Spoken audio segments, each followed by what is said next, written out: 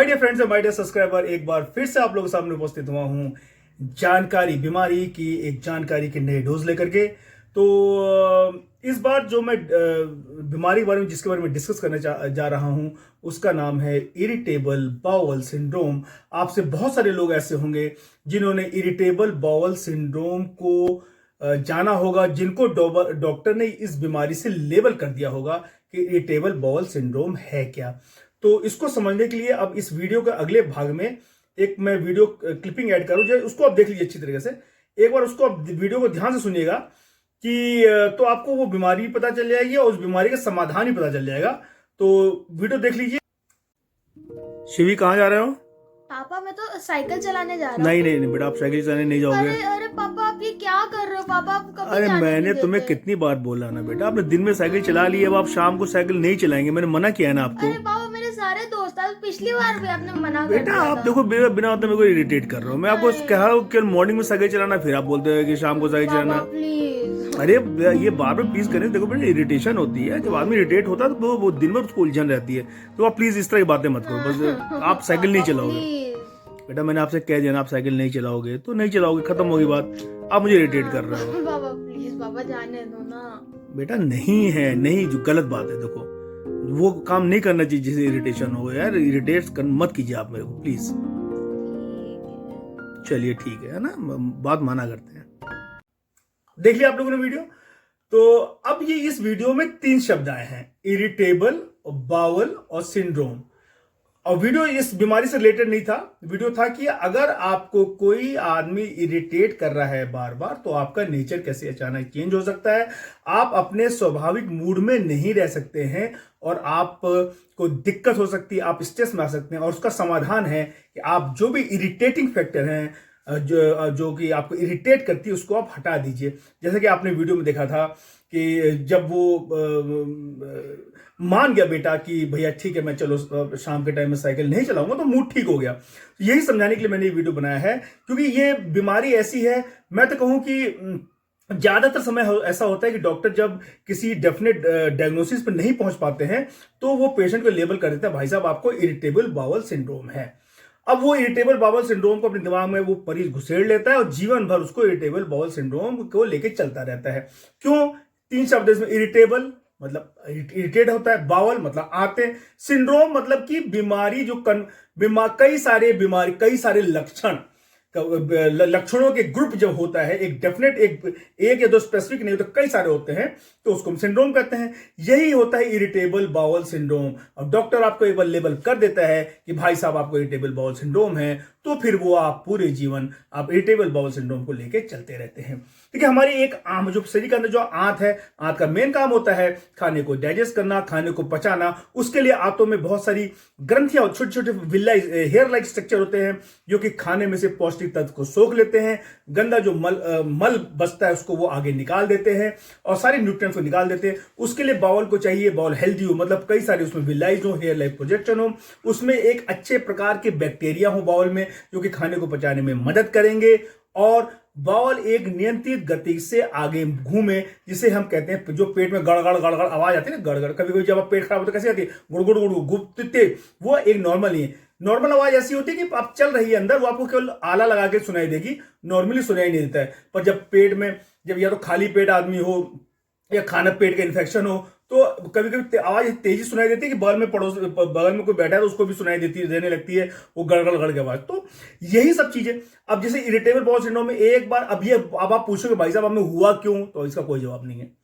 बहुत सारे लोगों को बहुत सारी बीमारियां हो जाती हैं जिसका कोई जवाब नहीं है। अब आफ्टर ऑल ये कहेंगे आपका खान पान ठीक नहीं था, आपकी लाइफस्टाइल ठीक नहीं थी, अब आप बीड़ी पीते हो, सिगरेट पीते हो, शराब पीते हो, ये सब चीजें हैं, फैक्टर हैं।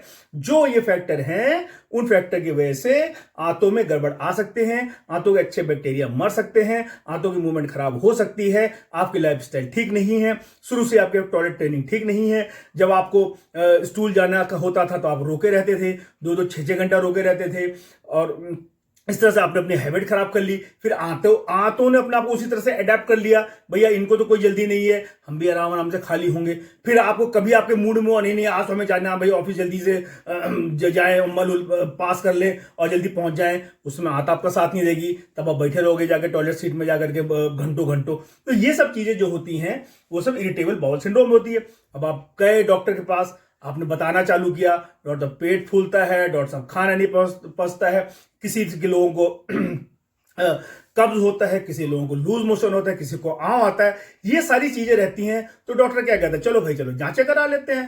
तो आपका अल्ट्रासाउंड करा लिया, आपका एंडोस्कोपी करा लिया, आपको कोलोनोस्कोपी करा लिया, उसके बाद आप और जाओगे, पेट का सीटी स्कैन करा लिया, आप फिर भी नहीं माने, आप और जाओगे, और वो जांचे कराता रहेगा, तारीख पे तारीख आपको मिलती रहेगी और आप जाते रहोगे भाई।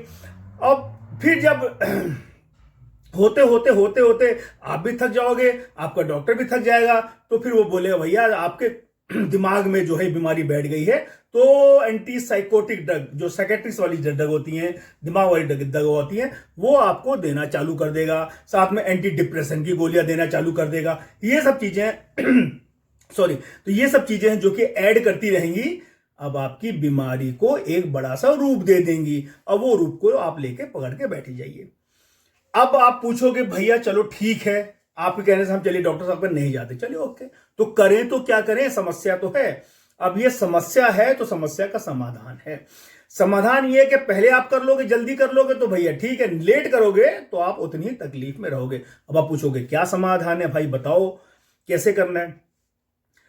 अब आंतों को आप एक डाइट चार्ट बनाएंगे अपना, आप एक हफ्ते का, और उसमें आप ये देखेंगे क्या चीज खाने से आपको बॉल ये सब सिम्टम ज्यादा शुरू होते हैं, क्या खाने से आपको आराम रहता है। कुछ लोगों को वीट में जो ग्लूटीन होता है उसके वजह से हो जाती दिक्कत, कुछ लोगों को लैक्टोज इंटॉलरेंस, ये सारी चीजें जो हैं उसे आपको आंतों को अपनी इरिटेट नहीं करना। जितना आप उसको इरिटेट करोगे उतना वो आपसे बदला लेगी, उतना वो आपको तकलीफ में डालेगी। करना क्या है, चलिए आप डॉक्टर को दिखा लेते हैं। एक बार आपको आईबीएस लेवल, अगर आपने मेरे चैनल को अभी तक सब्सक्राइब नहीं किया है तो यही सही समय है, आप इस चैनल को सब्सक्राइब कर दीजिए, बेल आइकन को दबा दीजिए, जिससे मेरे आने वाली वीडियोस की जानकारी आपको पहले से ही मिल जाए। Thank you. हो गया तो ये मान के चलिए डॉक्टर के चक्कर में जाते रहोगे, दवा आप जिंदगी भर खाते रहोगे, ये तो आप मान लो। तो करें तो क्या करें, आप अपनी लाइफ, मैं अपने सब वीडियो में कहता हूं, आप अपनी लाइफ स्टाइल पे ध्यान दीजिए। आप बाहर का खाना खाना बंद कर दीजिए, घर का ही शुद्ध खाना, स्वच्छ खाना, ताजा बना खाना आप खाना शुरू कर दीजिए। आप नियंत्रित आप पानी पीजिए। आप प्रोबायोटिक और प्रीबायोटिक नाम की जो दवाएं हैं जिसमें अच्छे बैक्टीरिया होते हैं, प्री प्रोबायोटिक करके बहुत सारी दवाएं हैं, वो आप ले सकते हैं, वो आप ऐड कर सकते हैं। अब इसमें क्या होता है, कुछ लोगों को कब्ज होता है जिसे कहते हैं कॉन्स्टिपेशन डोमिनेंट आईबीएस, कुछ लोगों को लूज मोशन होता है, लूज मोशन डोमिनेंट आईबीएस बीमारी। कब्ज है तो आपको कब्ज की जो लग्जेटिव लेना पड़ेगा, आपको चूर्ण लेने पड़ेंगे। सबसे बढ़िया है कि आप घरेलू इलाज जो है वो आपको ये है कि आप भूसी वाली रोटी, जिसे बगैर छाने वाले, इसबगोल की भूसी हो गई, नेनुआ, लौकी, तोरी, ये सब जो फाइब्रस फ्रूट हो गए, फाइब्रस डाइट होगी, ये सब आप खाना शुरू कर दीजिए। अब आप कहोगे कि अब क्या पूरी जिंदगी हम ये खाएंगे? भैया जिसको शुगर होती है तो जिंदगी में परहेज करने बोलता है, जिसको थायराइड होती है उसको जिंदगी में डॉक्टर करने बोलता है, जिसको बीपी होता है उसको जिंदगी में उसको प्रिकॉशन लेना होता है। चाहे उसकी दवा भी बंद हो जाएंगी फिर भी प्रिकॉशन लेना पड़ेगा।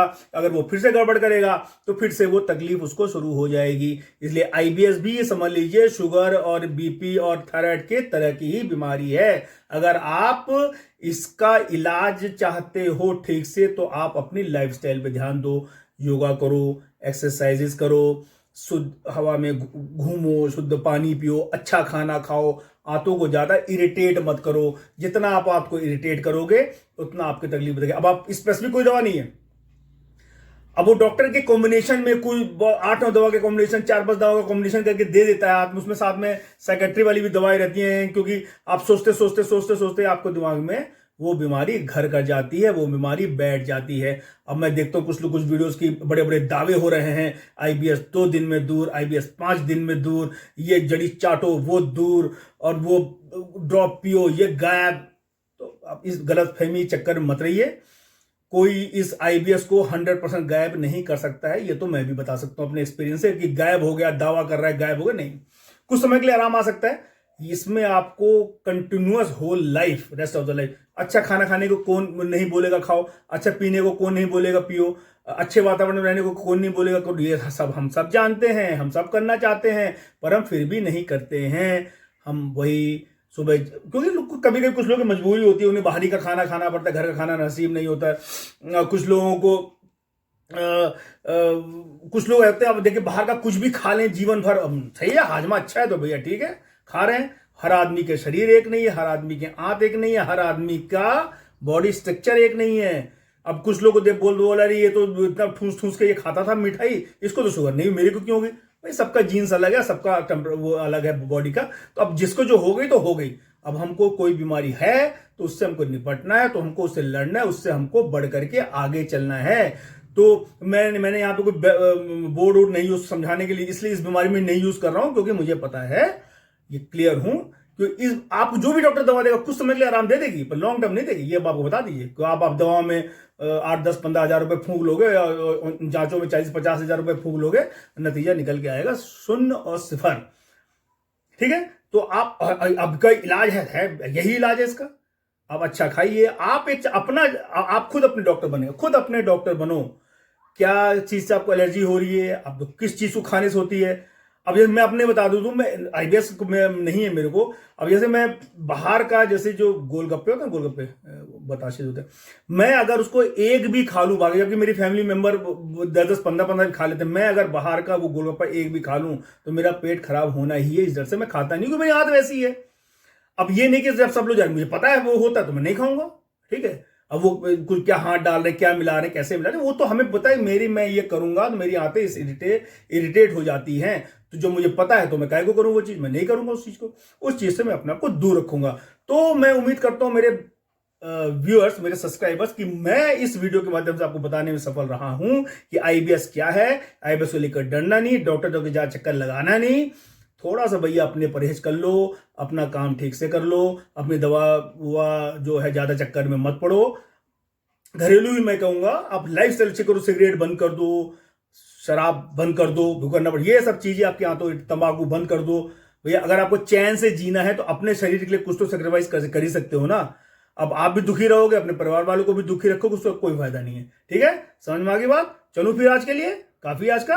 तो फिर आप अगले बार फिर मिलूंगा एक नए वीडियो के साथ, आप लोगों को नई बीमारी के बारे में आगाह करने के लिए, और नई बीमारी एक नई बीमारी बारे में आपको सचेत करने के लिए। तो आप वीडियो देखने के लिए तहे दिल से बहुत बहुत शुक्रिया। आप लोग स्वस्थ रहें, मस्त रहें, आनंदित रहें, और धन्यवाद। Thank you, thanks a lot.